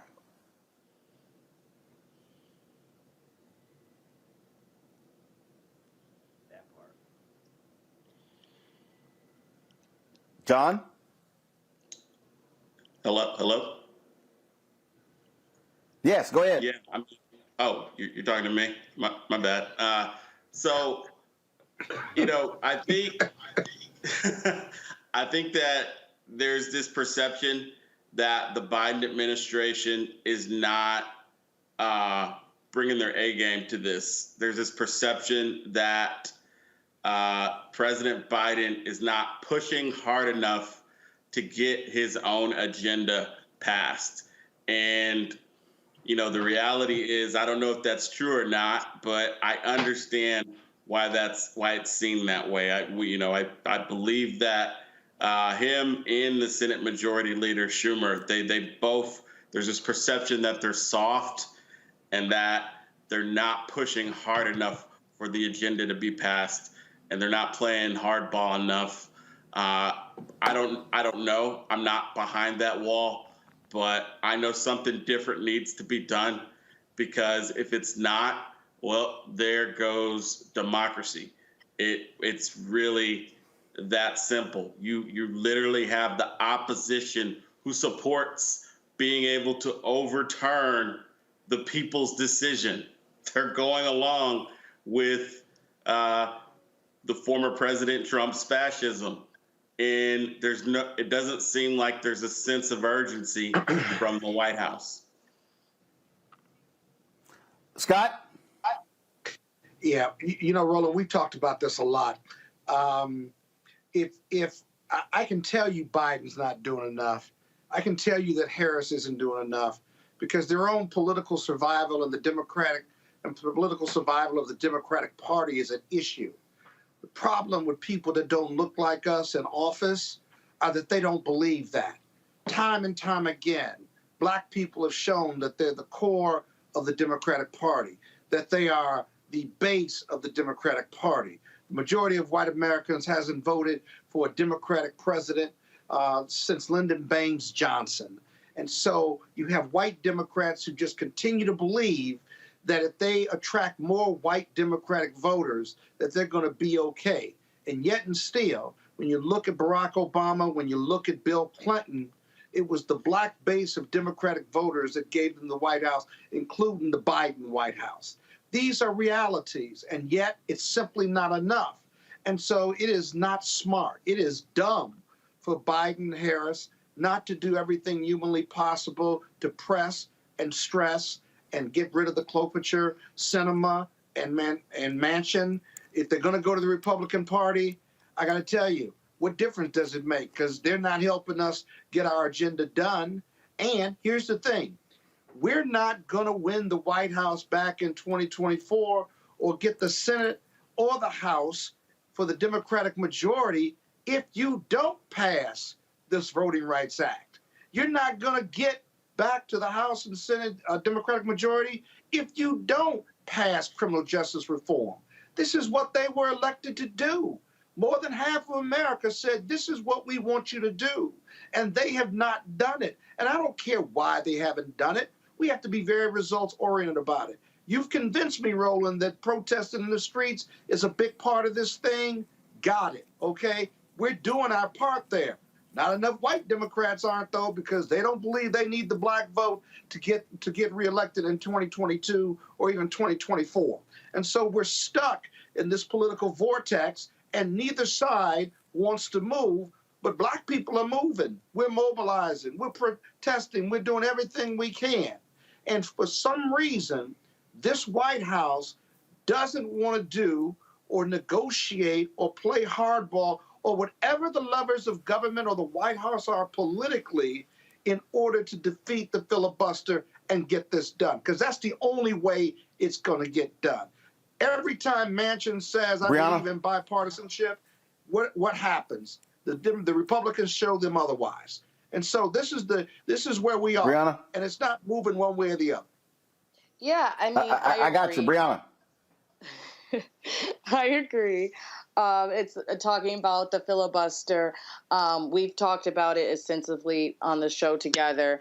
And just to break down what it really is the fact that it was started over. We're not going to be able to pass this voting rights, as you said, Roland, without ending the filibuster. And so, like, the issue is, the reason the filibuster was created in the first place was to hold the slave states, right? And, it was enforced when they were trying to say it was okay to hang Black Americans on the trees. So, it took a while, 2018, to get lynching to be illegal, right? On books. And so, this is a thing that they've been utilizing forever at this point in order to keep us from our safety and our protections. And so, I mean, it's a shame that we have the majority of the Senate and in the House, and we are not utilizing it. The people have spoke. And Mitch McConnell is still blocking what the people said they wanted. And so, we need to fight hard.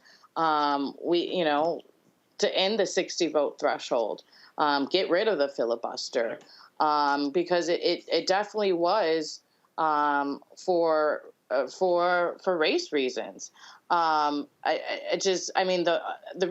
thought that, okay, the excuse, right? Of course, they didn't say, oh, it's to keep Black people away. But, it was to shorten the process, because before you were supposed to have the bill brought, we learned this, conjunction, what's your function? The bill is brought to the floor, the Senate debate the bill, the senator ended the bill, and then senators vote on the bill. And they thought, okay, well, this is too many rules. Let's cut it. And, which one they cut clearly was the debate. And, things can go on forever and forever. And they've been utilizing that to seize more power for white America. Well, we'll see again what happens next. All right, folks, got to go to a break. We come back. Tech Talk right here on Roland Martin Unfiltered on the Black Star Network.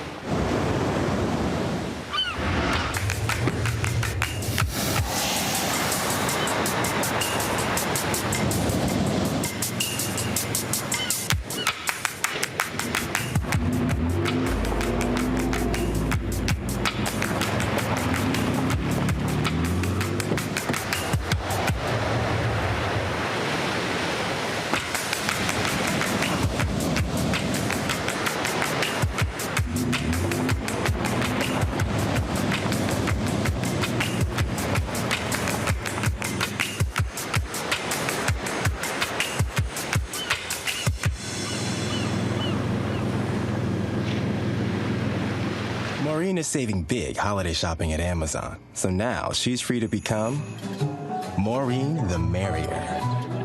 Food is her love language, and she really loves her grandson. Like, really loves. Hi, I'm El DeBarge. Hey, yo, Peace World. What's going on? It's the Love King of R&B, Raheem Devon, and you're watching Roland Martin, Unfiltered.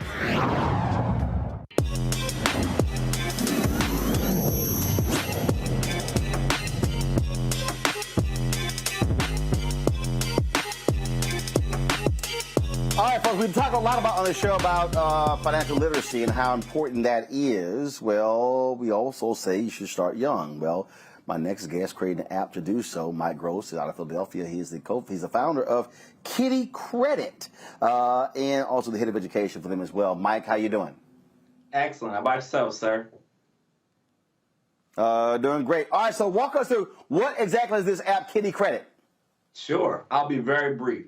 Kiddie Kredit is a mobile chore tracking app designed to prepare families for the risks of using credit. I want anybody to think back to when they first learned about credit for themselves. For the majority of us, it was through our bad efforts and mistakes. I know for me, it was being on a college campus. They offered me pizza. I got a credit card. I ran up the bill, and I was like, oh, God, I got to pay this back, never knowing how it was actually supposed to be used in the first place. Our goal with Kiddie Kredit is to have children at a much younger age understand how the process works, so that way, well in advance of them ever having to actually use credit, they know how to manage it effectively. The way it works is, the better you do your chores, the better your score. The better your score, the more rewards you receive. The more rewards you receive, the more likely you are to continue this habit over and over again. We tie our scoring system exactly to the way FICO works, so inherently you are learning, one, how to manage and build positive habits, but then two, how credit is actually calculated for your parents as they do things in the future. For anyone who wants to use the app, it is available now. It is in both Android and Apple app stores. It is free to use and download. And in our next iteration, which will be coming out shortly, there is an entire educational modules that will follow along in addition to that positive habit building of just doing activities on a regular basis, being recognized and rewarded for it. In a nutshell, that's Kiddie Kredit. Well, how did this start? What precipitated this? Sure. So this was actually an idea that was created by my best friend and I. We grew up together. We made money. We spent money. We went off to college. I racked up a whole amount of credit card debt as well as student loan debt. He went off and did the exact same thing. And then sitting back, we thought, why did we do this? How did we not know about this sooner? Wouldn't it be better for the next generation if they were able to understand these things well in advance of ever having to use them? The aha moment really came when we figured out that chores can be exactly the same way as payment. If you think of a missed payment like a missed chore, it's an immediate click. If you think about the longer you've been doing a chore, like the longer you've had an account, it showcases that you have responsibility for a longer amount of time. So there is an immediate and direct tie-in between how credit works and how you are managing your regular activities on a daily basis. So once we got that understanding, then it was really all about figuring out how to make it engaging and enjoyable for both a child and a parent to want to be involved in. Questions from my panel. Brianna, I'll start with you. Yes, thank you so much for this idea. I love it. I don't have any children right now, but I had the debate in my head of whether I would pay my child with money or not, and how they would use that money and so forth. So I like that this is a way to still encourage chores without having to give them your hard-earned money. So I appreciate that. One of my questions is, when it starts, it starts at zero? What does it start with? How many, is there a way to diversify more chores, or how do you know, everyone's approved for it? How do you know, the aspect of sometimes you're not going to be approved for some credit cards, or you might need to work more to pay off this debt? What is it? Is it just the chores and then you see it? Love it. These are all really great questions. I'm going to try and answer all of them. The first thing is, the vast majority of families, let's say less than 40% of families actually pay out an allowance. In my household, like many households that look like me, I allow you to live here. I allow you to have a roof over your head, to have food on the table, all that kind of stuff. That was your allowance. You weren't getting paid for being a contributing member of this family. That's not how this works. With our app, you damn skippy about that. Damn, you got the option. If you are paying out cash to your kids, by all means, more power to you.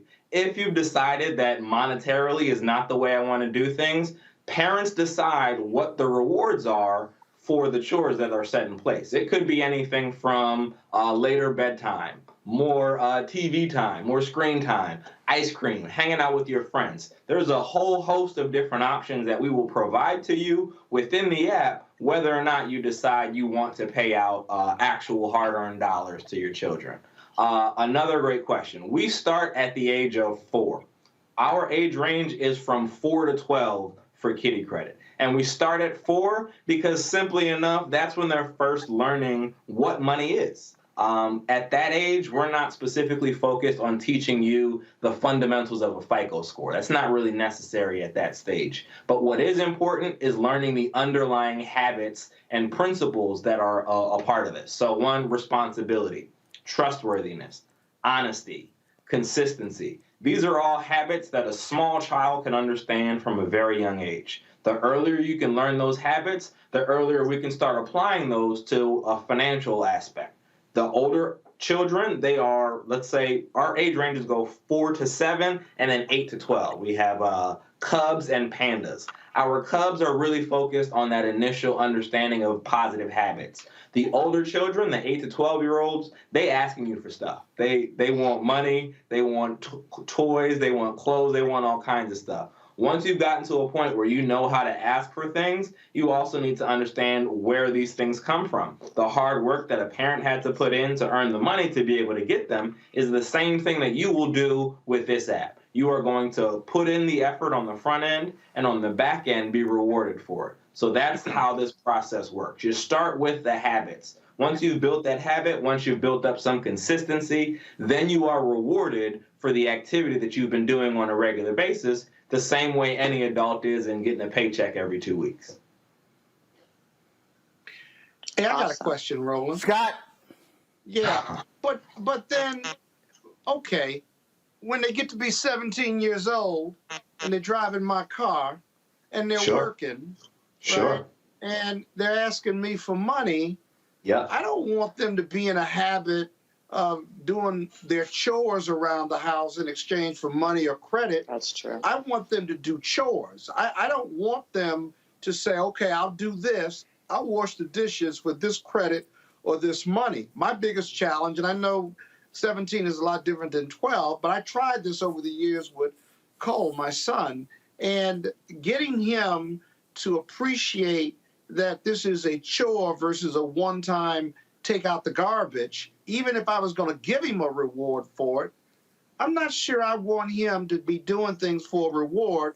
I want him to do it because he's vested there and he lives there, and I'm paying for him, and I'm feeding him, and I'm buying clothes for him, and I'm giving him a roof over his head, and I'm giving him a bed and covers. And I'm sorry, I'm getting excited about it. You can keep going. That wasn't the end of the list.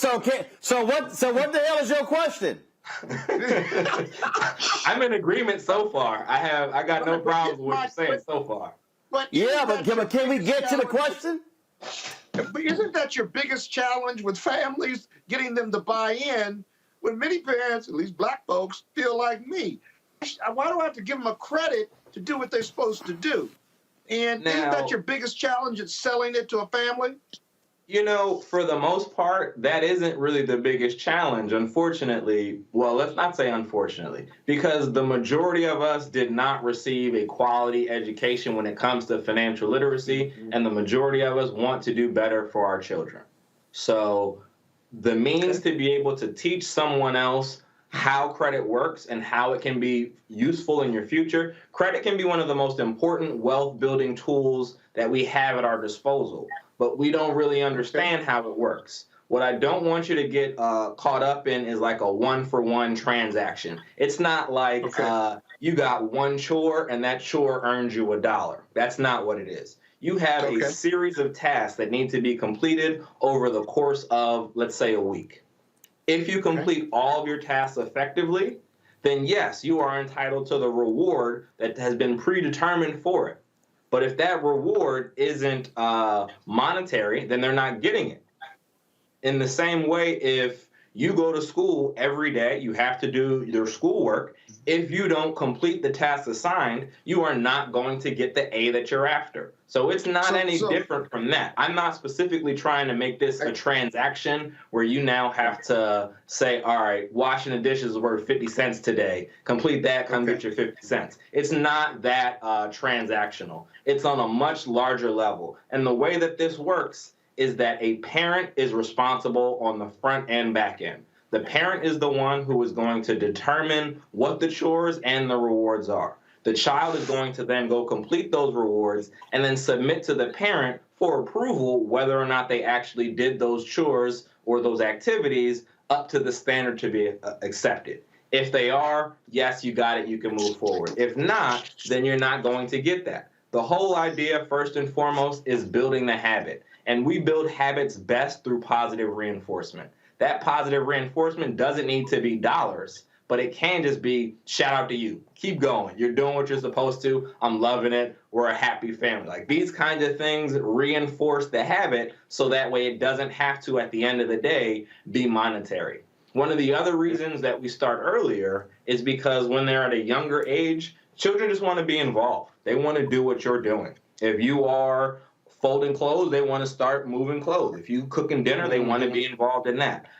What often happens is in that 4 to 7 range, you were like, go be a kid, go do something else. I'm handling this stuff. So by the time they get to 17, they haven't had the experience of being involved in all these activities on a regular basis. And now it's sprung on them like, you want me to do this? And I'm like, well, I should get paid for it, right? That's how this works, right? You want me to do something new or something different? As opposed to from a much younger age, we're saying this is just part of the responsibilities of being in this household. There are benefits that come with being a part of this household, but there are also responsibilities that you have to live up to first and foremost. Mike, I got a quick question, Mike. And absolutely, please. Very brilliant person sent me this question to ask. How do they stay engaged in wanting the credit score and wanting the credit score that they can spend with their actual card, and how much do they start off with before doing chores? So if you think of your credit score as one level, that credit score is going to be directly tied to FICO. But your credit score is not your bank balance. So the way you want to think about this is your credit score is going to determine how many bamboo bucks, is what we call it, our internal currency, is how many bamboo bucks you're going to receive. As our current standard, before a parent can go in and change anything, it's $1 per year old per week. So if you have an 8-year-old, they can earn up to $8 per week based off of the chores that they complete and that the parent has said that they have done them effectively. If you have done all of your chores, lived up to all of your responsibilities, then you are entitled to that full $8. If you only did 75% of your chores, then you're only entitled to 75% of the monetary value. But also with the credit score, grown-ups who need Kiddie Kredit. I'm sorry? I said, I know some grown-ups who need Kiddie Kredit. We'll call that a vote of confidence. Thank you, sir. The other thing that you want to consider is not only are you providing them the opportunity to make money, it's not only about making money. It's really about learning how to be an effective member of society.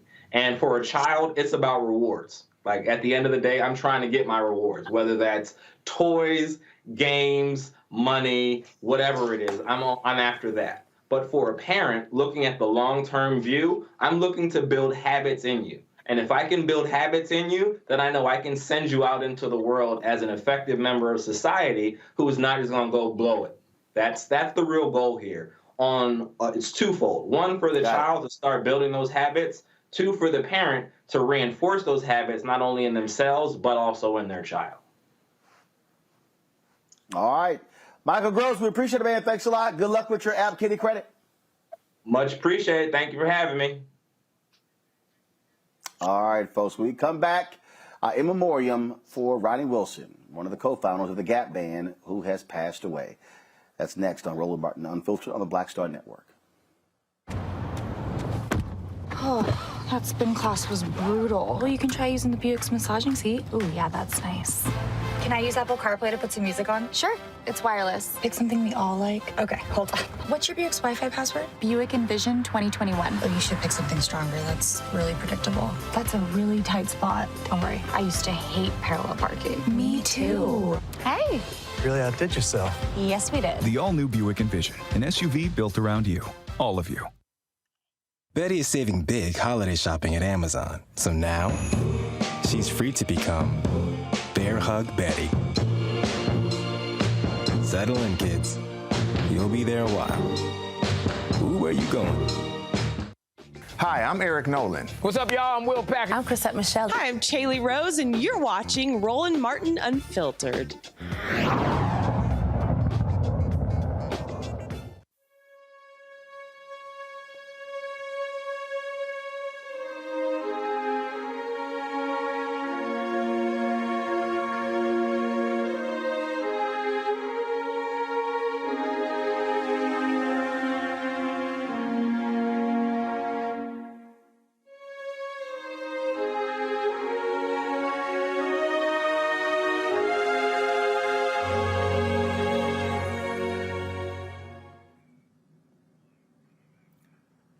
Ronnie Wilson, one of the co-founders of the Gap Band out of Tulsa, Oklahoma, has passed away at the age of 73. His wife wrote this yesterday on her Facebook page. Linda Bulwer Wilson wrote, "The love of my life was called home this morning at 10:01 a.m. Please continue to pray for the Wilson, Bulwer, and Collins family while we mourn his passing. Ronnie Wilson was a genius with creating, producing, and playing the flugelhorn, trumpet, keyboards, and singing music. From childhood to his early 70s, he will be truly missed." Wilson, who along with his brothers Charlie and Robert formed the Gap Band in the late 1960s. They were initially named the Greenwood Archer Pine Street Band after 3 streets in the black area of their hometown of Tulsa, Oklahoma. They later abbreviated it to the GAP Band and finally the Gap Band.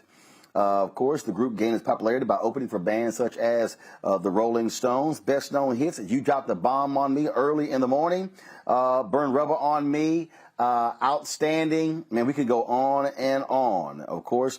And speaking of outstanding, that's been sampled by more than 150 artists. Numerous folks have been paying tribute to Ronnie. Donnie Simpson wrote, "Sorry to hear that we've lost one of the Gap Band's founding members, Ronnie Wilson. Ronnie and his brothers Charlie and Robert put the funk down for a long time. He died yesterday after suffering a stroke last week. My deepest condolences to the Wilsons and their legion of fans." And so, again, Ronnie Wilson, knew him well. He often performed on the Tom Joyner Morning Show cruise, the Fantastic Voyage cruise with Charlie Wilson, and always got a chance to see Ronnie. Not only that, Ronnie also was an alpha man, so a fellow alpha brother as well. And so certainly condolences go out to his family and my homeboy, Charlie Wilson, as well, his brother. And so thoughts and prayers with him.